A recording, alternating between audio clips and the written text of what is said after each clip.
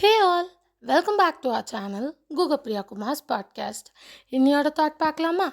இன்னைக்கு நம்ம பார்க்க போகிற thought, don't be afraid to stand for what you believe in, even if that means standing alone. அதாவது நீங்கள் நம்புகிற விஷயத்துக்காக பயப்படாமல் நில்லுங்க.